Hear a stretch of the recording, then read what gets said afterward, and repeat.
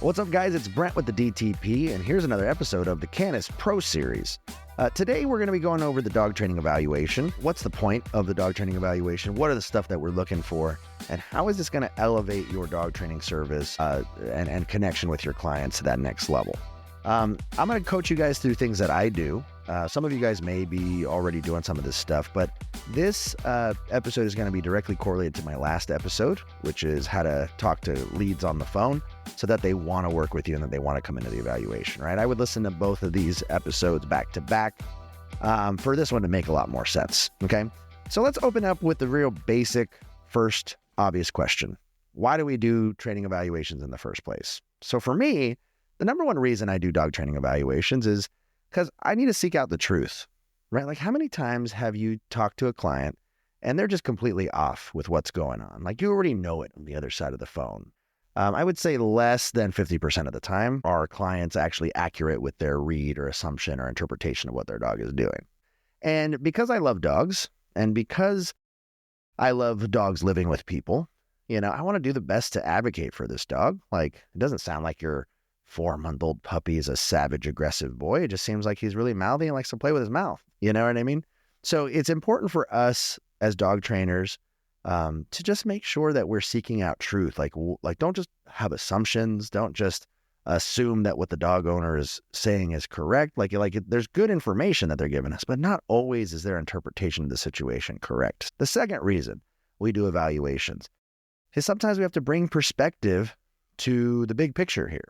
Right? There are sometimes people are so hyper-focused on what they're scared of or what their goals are that they're not looking at like the big picture, right? So many times we'll see clients who are maybe overplaying their dog's behavior, right? They might be blowing things completely out of proportion and it's really not that serious. Or on the flip side of that, we might see people who are underplaying, right? They're like, oh, my dog's only bit 5 times, but he never broke skin any of those times, but he bit 5 times. Right? Like saying, so there's a certain level of perspective that needs to be had. And our job as professionals is to help teach people those things and give them that perspective. So that way we can do what's best for the dog and what's best for the family and also what's best for public as well. Right? And then the third reason that we do dog training evaluations is to provide help and hope for the dog, person, and the family.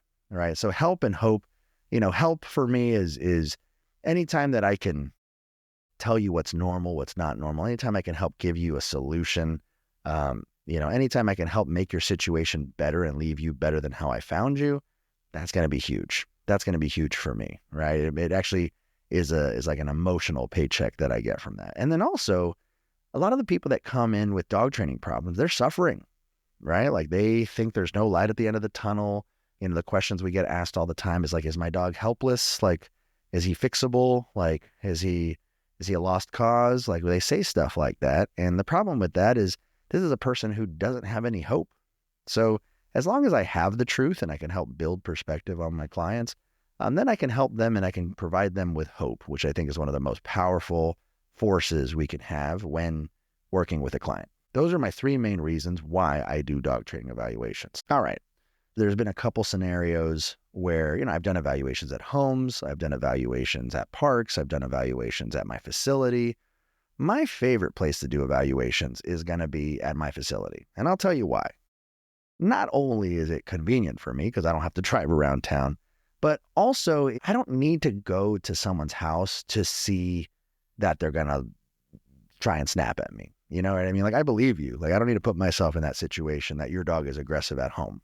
I don't need to go to your house to see how food aggressive your dog is. I believe you. I believe at your house, your dog is food aggressive, right? I may not need to go to your neighborhood to see your dog lunge at other dogs, right? So there's so many variables, but I like to have control over my variables. So I always ask people to come to my facility or to my location because even when I was just training out of my house, I have dogs who are under control there that I could bring out. I have puppies and males and females. I have assistants and staff of all different shapes and sizes that I could have come out and be agitators or knock on doors or whatever it might be, right? So there's a lot more resources that I have in my facility, in my location, where I can control the outcome and actually try to see and probe the dog to see, okay, what is it that's making you tick? What is it that is triggering you, right? And so many times, like one of the most common issues we have to deal with as dog trainers is leash reactivity. And the amount of people who come in because they think their dog is vicious and Cujo on the end of the leash. And during that evaluation, I have them, sitting next to 5 other dogs, and the dog is sniffing and relaxing and being calm and social. It blows their mind, right? And again, this goes back to helping them understand, building perspective, seeking out truth. And don't get me wrong, there are some dogs who doesn't matter, how long we hang out in the room. He wants to eat the other dog. So that's also important to understand also. But yes, I'm always going to try and have them come to my place because I can control the variables. All right. Now, the number one thing that I'm assessing when someone comes into my facility is I'm assessing the confidence of the handler, and I'm also assessing the confidence of the dog. Right. So is this handler a paranoid handler? Is this a handler whose, leash is wrapped around their arm and they're holding the dog 2 inches away from their leg and they're trying to keep the dog as close to them as possible? Because that's more of a paranoid handler, right? Is this handler over communicative? Is he constantly talking? Is he constantly touching? Is he constantly redirecting? Is he constantly reaffirming? Is he kind of like, what is the confidence of that owner? And pretty much one way that I look at it is anything that is too much, like too much tension on the leash, too much communication, usually it shows a level of insecurity, anxiety, and also lack of skill, lack of knowledge, right? So I'm assessing all of those things as soon as they walk in the front door. Then also what I'm looking at is I'm assessing the confidence of the dog. Like, is the dog walking in and walking around like he owns the place? Is the dog walking in and looking for conflict? Is the dog walking in with his tail tucked because he thinks it's the vet and he doesn't want to get a shot? You know what I mean? I'm looking at all of those things because all of those things at least give me a starting point of, where we're starting. Where does the dog evolve from here? I have a facility, so when they come in, I'm assessing all of this stuff from the moment that they walk in through the door, right? And once they check in and they finish their paperwork and do all that stuff, then what I'm going to do is I'm going to escort them to a calm, quiet room that we can kind of settle down and decompress a little bit. Okay. Now, this settling down and decompression, typically I'm going to have them hold on to the leash. We're going to walk into the room. They're going to hold on to the leash, and I'm going to start reading the dog's body language again. I have a dog bed down. I have a couch. I have chairs.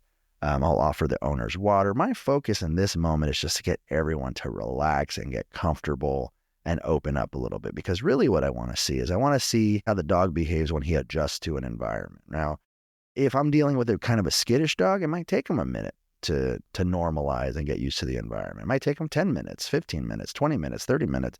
Those things matter in a dog training evaluation. That's telling me a lot about how the dog processes stress. It's telling me a lot on how, how long it might take for a dog to adjust in a new circumstance. Now, if I have a dog who is super excited, rambunctious, jumping on the couch, then what I might do is I might ask them, I said, hey, would you mind just go ahead and just keep the dog off the couch for me? Now, here's the funny thing is I don't care if my dog's on the couch or not. I just want to actually assess to see, can this owner control their dog? How do they communicate to their dog? Do they start yelling? Do they start talking over and over and over? Do they use the leash? Are they scared to pull on the dog's leash? Are they grabbing the dog by the harness? Does the dog fight back?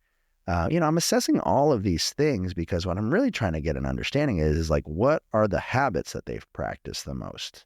So me just asking them, hey, would you mind just keeping the dog off the couch? Or would you mind just having the dog just chill next to you? I'm trying to see if they can even accomplish those things, right?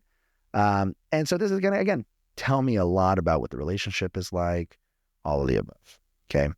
Now, once I feel that the dog has settled down and has calmed down, whether it's a skittish dog that's settled down or a rambunctious dog that's settled down, then we're going to go ahead and start talking. We're going to start talking about issues. We're going to start talking about, previous experiences. Have you done any training with this dog before in the past?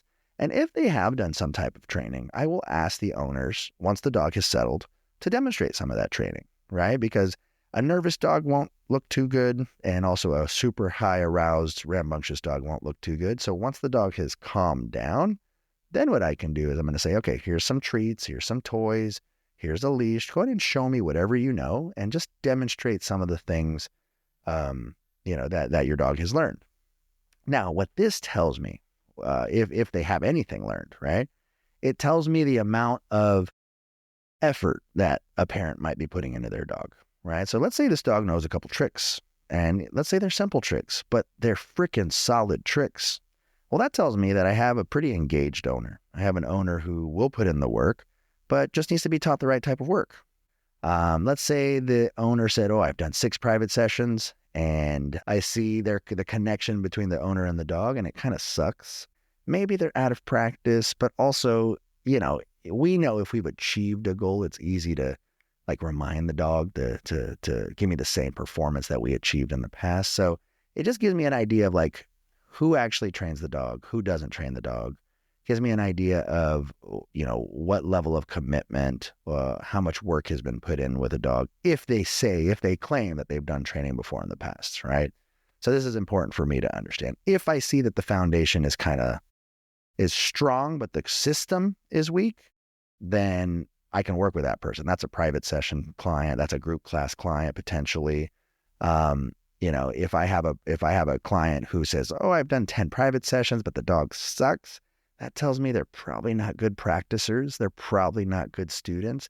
And it might give me some information to do more, intensive programs with that dog. Now, usually when we're doing evaluations, typically we might see errors in communication. We might see errors in confidence. We might see, they're handling the dog wrong. They might be making him more nervous than necessary, or they might accidentally be amping the dog up and not knowing it, right? But another thing that I'm trying to look for, we want to see what happens when certain dynamics change, right? What happens if mom and dad leave the room? Does the dog change? What happens if I take the dog around the building and handle him as a stranger? What happens, right? Now, obviously, it wouldn't be safe if this dog is human aggressive, but I like to see what level of reliance does this dog have on the owner? Now, typically these days, dogs are super attached and super reliant on their owners, which can tell you a lot about, home environment and, what's happening at the house or what's not happening at the house. Can give you some insight. But so many times, and maybe you guys have experienced this, there are people who they go my dog is super scared and super protective of me. And what's so funny is I grab that dog and I take him away from the owners. Now, all of a sudden, the dog stops lunging at people. The dog's super friendly. The dog's super relaxed. The dog's super normal. And then when I bring him back to the owner, the dog picks up those behaviors again. So there's something about the owner there that I need to unravel and I need to get to the bottom to. But again, it's information that helps me paint this bigger picture. Other things that I might do is I'll actually bring dogs into the mix. So maybe I'll ask one of my trainers, okay, while we're in this evaluation session, hey, would you mind just popping into this room? And I just want to see how the dog changes, right? Does the dog get excited? Does the dog get locked in? Does the dog feel threatened? Does the dog want to play, right? There's so many different things, but that'll give me some ideas of do animals affect him at all? Right now, if I have a dog who's leash reactive or has some type of dog aggression, and that's what they're actually coming in for, I'm going to take as many safety precautions as possible before doing this. One thing I really like to do that might be helpful for you guys, I'll get 2 X pens, the 2 4-foot X pens, and I'll create a really giant pen in the middle of a room. Okay. I will put my control dog, the dogs that I know, either dogs that are in for training or my personal dogs, if they're at work with me that day, I will put them inside of the pen, and I will put the client's dog, who's there for the evaluation, on the outside of the pen. Okay. Now, the reason I use pens is it provides a safety barrier. So if any snapping or lunging happens, the safety barrier is the puppy pen.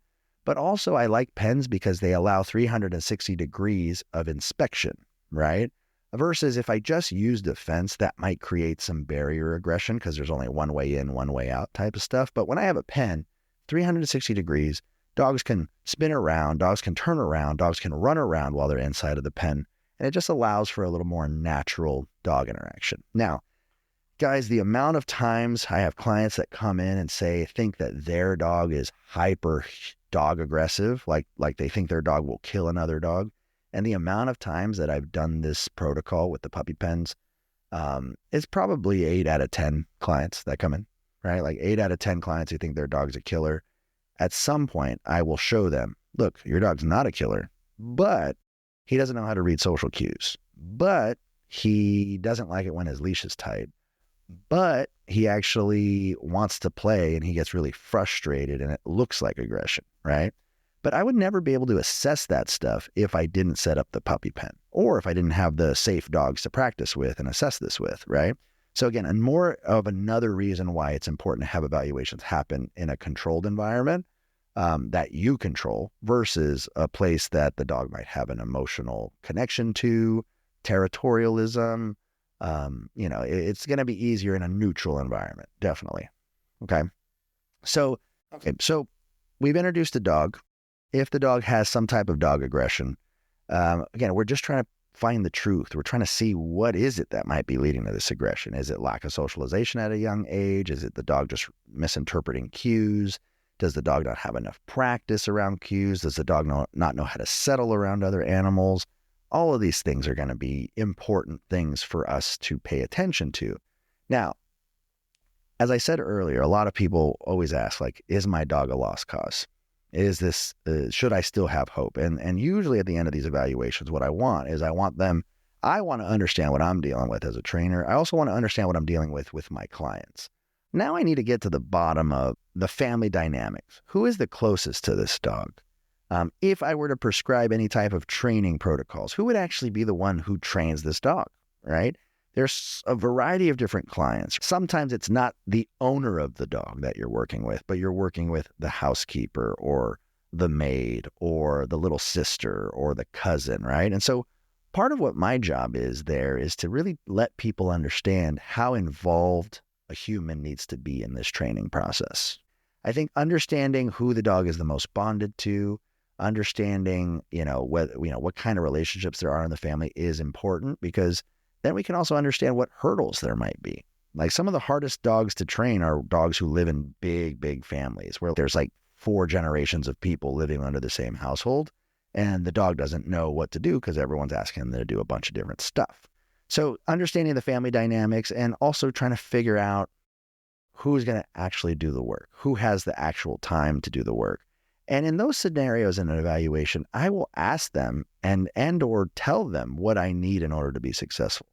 Guys, I might need 2 of you guys to train this dog. So if we're going to do private sessions, I need both of you guys here, not just one of you guys, because I don't want the information to get watered down as it passes through, one mouth to another mouth, right? So that becomes the last stage of our evaluation process. Now, I'm trying to really piece together at the end of the evaluation, like what things have to happen, what compromises need to happen in order for the dog to get what they need, the family to get what they need, and the public needs to get what they need. And now through this process, there's a couple things that happen from a human to human standpoint. I wanted people to understand an evaluation is a service. We are safely probing and dissecting what's going on with you, your family, your dog, in order to give you context and information that's going to help you make the best training decision. And I always tell people, I said, hey, whether you train with me or not, this evaluation is going to be very eye-opening for you and eye-opening for us, okay? Because what you told me on the phone and what I'm seeing in person sometimes can be 2 very different things. And now we actually understand what the truth is, right?